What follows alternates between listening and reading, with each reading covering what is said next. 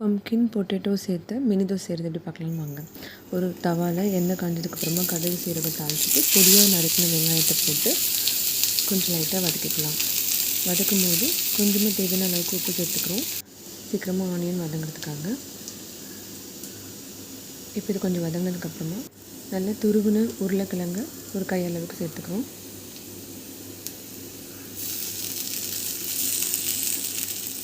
இப்போ இந்த உருளைக்கிழங்கு கொஞ்சம் வேகட்டும், ஒரு நிமிஷம் சாட்டே பண்ணிக்கலாம். இப்போது எல்லோ கலர் பம்கின் துருவி சேர்த்துக்கிறோம். இப்போ இது எல்லாமே சேர்ந்து கொஞ்சம் வெந்து வரட்டும், ஓரமாக எடுத்து வச்சுக்கணும்.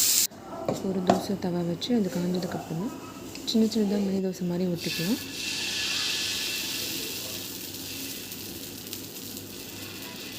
இப்போ இந்த மினி தோசையில் நம்ம கொஞ்சமாக செஞ்சு வச்ச மசாலாவை ஆட் பண்ணுறோம். நான் இந்த 2 தோசை மட்டும் சேர்ந்த மாதிரி வச்சுருக்கேன். பார்க்குறதுக்கு நம்மளுக்கு மிக்கி மவுஸ் மாதிரி இருக்கும். ஸோ எல்லா பேட்டர்லேயும் கொஞ்சம் கொஞ்சமாக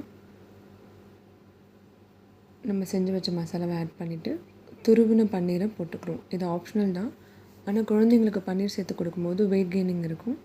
ஸோ ட்ரை பண்ணி பாருங்கள். இப்போ துருவின தேங்காய் கொஞ்சம் சேர்த்துக்கணும்.